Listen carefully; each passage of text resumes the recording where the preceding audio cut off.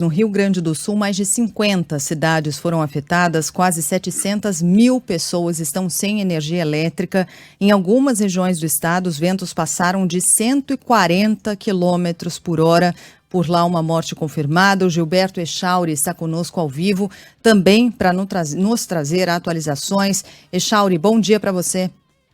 Bom dia, Sheila. Bom dia, Carla, a todos que nos acompanham.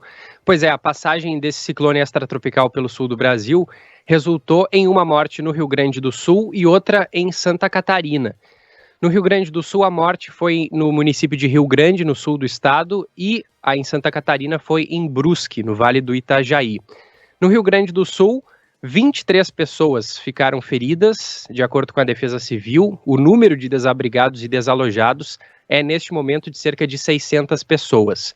Até a mais recente atualização das companhias fornecedoras de energia elétrica, 596 mil pessoas seguem sem luz, 596 mil residências, na verdade.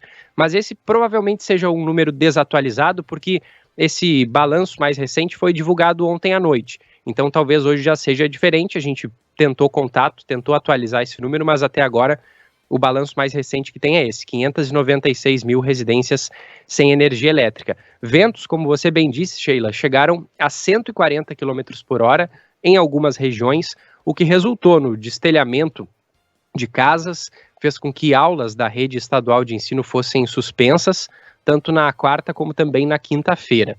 51 municípios contabilizam algum tipo de prejuízo. A Defesa Civil estima que o número de pessoas afetadas pela passagem do ciclone seja de aproximadamente 18 mil. O ciclone agora já atua sobre o oceano, está se afastando do continente, mas ainda há uma preocupação quanto às inundações.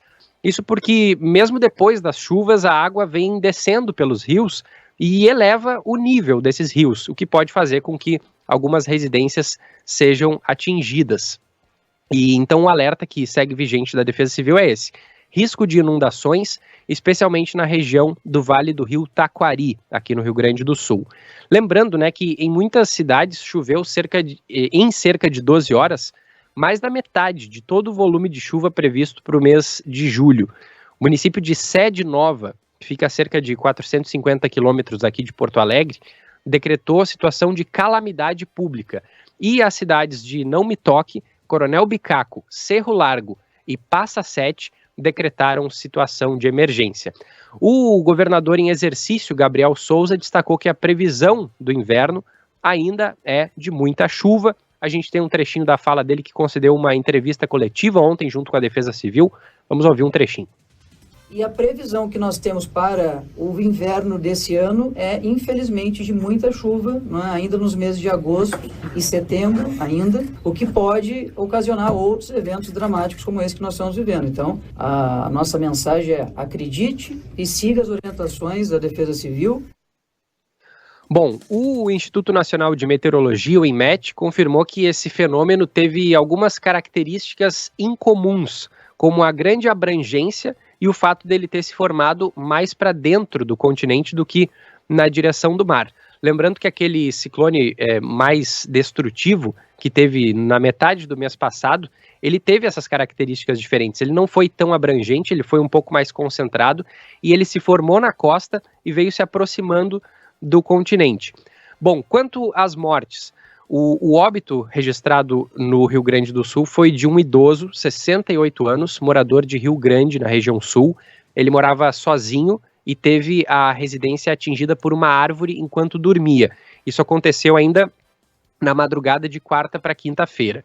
Já a vítima registrada em Brusque, em Santa Catarina, é um homem de 40 anos que foi atingido por uma árvore enquanto realizava a manutenção de uma rede telefônica.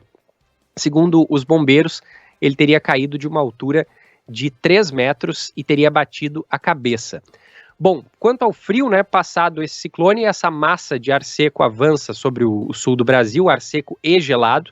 Algumas cidades aqui no Rio Grande do Sul amanheceram com termômetros bem próximos do 0 grau. Não é descartada a presença de neve em pontos mais elevados da Serra Gaúcha. Em Porto Alegre, a mínima foi de 5 graus hoje pela manhã, agora faz 9 graus e 3 décimos, e a sensação térmica aqui também está bem menor, viu? Está em cerca de 4, 5 graus. E o fim de semana deve ser também bastante gelado, máximas não passando muito dos 14 graus. Isso no Rio Grande do Sul, porque em Santa Catarina nevou nessa última madrugada. Serra de Santa Catarina registrou então a primeira neve do inverno de 2023. O fenômeno aconteceu na madrugada no município de Bom Jardim da Serra e também em São Joaquim. Na região ali a temperatura foi de menos 62 centésimos, né? Menos 0,6 de temperatura mínima na região ali em Santa Catarina. Bom, é uma região muito turística, o Echauri, essa área onde nevou, ou é uma cidade um pouco mais isolada, uma cidade de neve, né, para conseguir assistir a queda dos flocos? São regiões turísticas?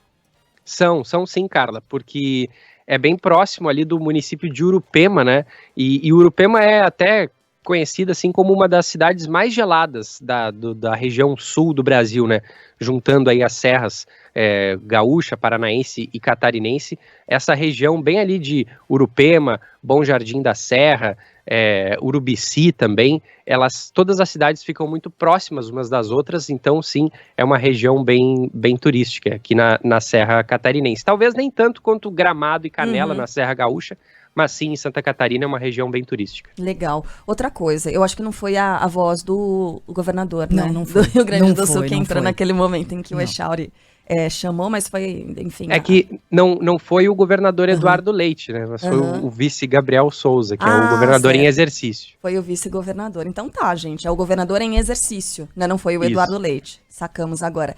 Gilberto Echauri, obrigada, trazendo todas as informações do sul do país. Até mais tarde.